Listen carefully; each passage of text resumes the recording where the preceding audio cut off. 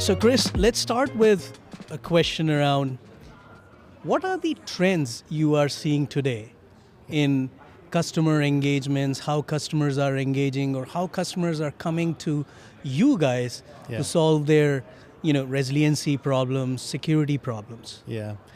So great question, by the way. So for us, you mentioned cyber resiliency. Our messaging, because we are a cyber company, basically, cybersecurity company. So our messaging last year was really built around cyber resiliency, and what you realize, it's really more about business resiliency. Right. And it's interesting because as a company that does business 100% through channels, you realize that, for a company like ours, you can have a message around cyber resiliency, but when you do business through partners like Trace3, it really needs to be about business resiliency because there are many facets to resiliency, and when it comes to business resiliency outside of just cyber, right? There's infrastructure, right? You help people build their infrastructure, secure the infrastructure, upgrade the infrastructure. And so that's one of the things that we saw. So our messaging, which we'll probably get into a little bit more, is more around business resiliency. What we've seen though, as far as trends, are really, there's two camps primarily. And the first camp is, it's all built around reducing complexity, first of all. So both sides want to reduce complexity. Some want to do it through kind of a single vendor approach or as few as vendors as possible, while others, they want to have best of breed. And so what Enable's done is we have that end-to-end story around business resiliency or cyber resiliency that is end-to-end, but we built our products and our solutions in a way that we can work with any other vendor as well, including many of our competitors. So we can deliver, that kind of simplified approach to, kind of managing your infrastructure and securing your infrastructure with just our products from a security perspective, or you can leverage other companies' products as well. And we do that in a unified way. Excellent. Yeah, we are seeing the same trends, and in fact, we have also shifted or pivoted our messaging from just the cyber resiliency to what we call digital resiliency, right? Wherein we take the problems not just from one subset of problems, but looking at holistically, right, as you mentioned. So we are seeing the similar trends. Yeah. Perfect. Yeah. So my next question to you is, let's talk about some recent wins, some recent engagements which we are doing together between you guys and us, and what are the opportunities you are looking in 2026? Yeah, love that question. So our relationship with Trace3 is relatively new, and so every win essentially is exciting, right? Right. We have a lot of partners we've been doing business with for a long time, and I'm not saying that winning ever gets boring, but you expect those victories and those wins to come in. With Trace3, we really do celebrate those wins. Let me take another question for you. Sure. Right? So in your recent discussions, right, what are the key technology decision makers you meet, right? Yeah. And what are the key technology decision-making points you guys see today? Okay. My favorite question so far. So I think if you remember when I first started talking, I said how we kind of went from cyber resilience to business resiliency, right? And that really came out of talking to technology decision makers, right? When you talk to customers about what keeps them up at night, when you're speaking with customers about what's on their mind, what you realize is it's about, security posture, right? And kind of reducing that attack surface. And it's also about, that continuous monitoring and response with our MDR, XDR solution. And then we have secure backup and recovery as well, right? Perfect. Our resiliency. And so when you talk to a customer, when we talk about business resiliency, it's really wrapped around a cybersecurity blanket. Yep. When we work with the Trace3, when you talk about business resiliency, it's at a more holistic level because you're talking about all the different things that keep that technology decision maker up at night, and which is what makes our joint messaging so much more powerful when we talk about business resiliency than just when we're just talking about it within our cybersecurity space. Yeah, and one of the key foundations which we see for business resiliency is, hey, Mr. Customer, do you know what is your minimum viable business? Yeah. Right? Yeah. Because when doomsday hit, right, Yeah. you need to get your minimum viable business back on, right? Yeah. And that's where we come into the picture and look from the governance and risk perspective as well as the incident response perspective, right? See, I didn't even know you offered that, or that's part of your kind of your selling strategy. Yeah. But that's exactly what I'm talking about. Yeah, and one of our key assessments is what we call digital resiliency recovery assessment, right? Yeah. That's where we take from top to bottom approach, look from the GRC perspective, Right. look at the technology stack, Yeah. and then end up with the incident response, right? So that we can, as you said, That's right. it's all about making quick decisions when it comes to That's right. the events like ransomware. Yeah. Yep. Right. Absolutely. Absolutely. All right, so we'll switch gears now. All right. And we'll have to talk about AI, Yes, right? we do.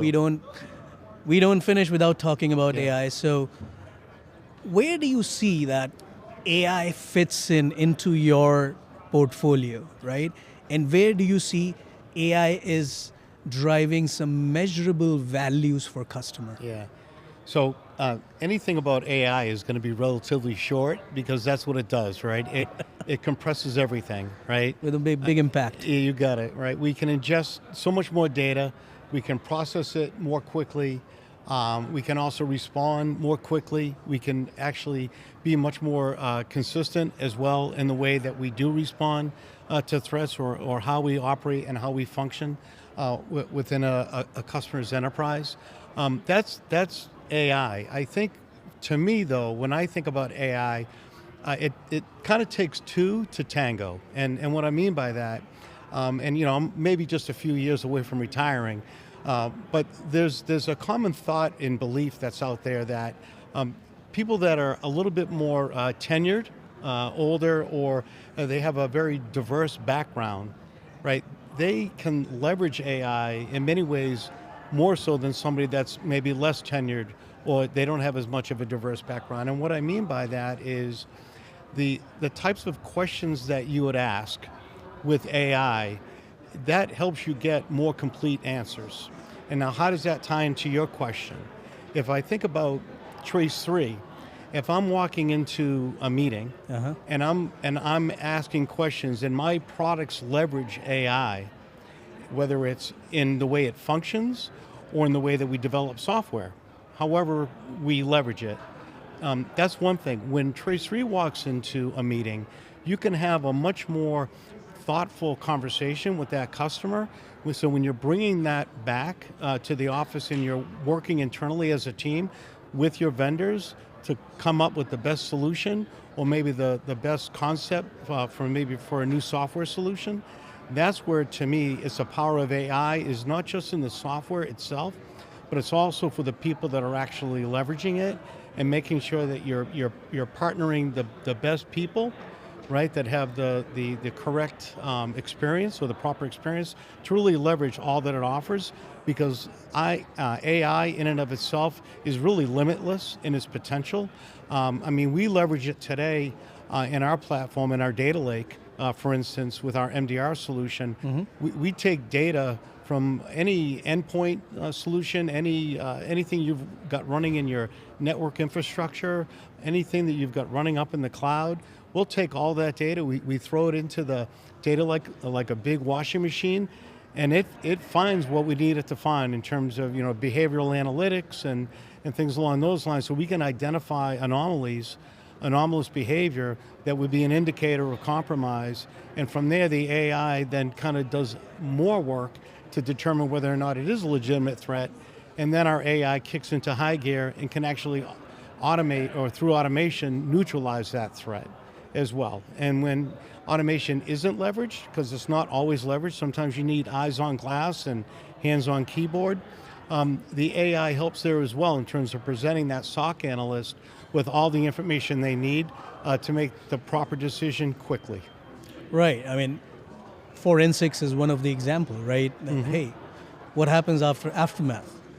Yes. Right? So if we have tools which can provide our security teams with the data lake you mentioned, Yeah. and then provide that intelligence over the top of that data lake that, hey, this data, this is the blast radius of my malicious data. That's right. That's a quick decision-making point. Yeah. Right there, right? Yep. Absolutely. Yeah, that's perfect. So my last question to you is, we are seeing tons of convergence today, right? Tons of convergence. You know, things are, as you said, do more with less, right? So how is Enable addressing those trends today? So it's interesting, right? I'm gonna show my age again, right? So about 30 years ago, I was working for a company that's no longer around, a company called 3Com.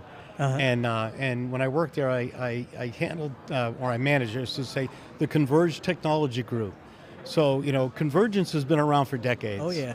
Right, and you know, I remember back to those days where, you know, we had a little network interface card, a NIC card we used to call it, that went into a PC. That's how you connected to the internet, or you connected to your modem. And it had a little dip switch, and it was 25 megabit Ethernet, and if you clicked the dip switch over, it was OC3 ATM, 155 megabit. And the whole point of that was convergence, right? Moving from an Ethernet world to a voice, video, and data, all running over the same network. And bringing these two groups together, the voice group and the data group. So today, what we see is the same thing, but now it's IT operations and security operations.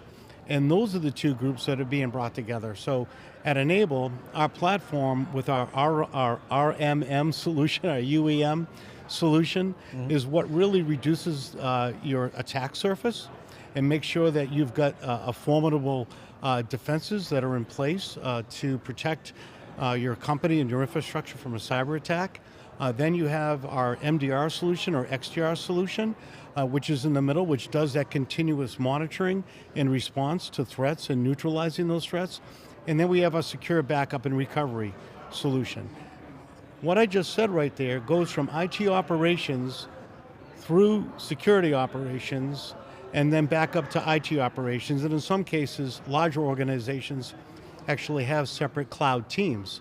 So you're really bringing these disparate groups together, and that's where we see convergence from a business resiliency perspective, how we bring them together in a way that they can leverage our solutions or those of our competition, right, because of the way that we can integrate with the companies that we compete with every day, to bring that into a cohesive solution that they can easily manage. You know, they say, you know, if you're trying to go from point A to point B, there's nothing better than a straight line.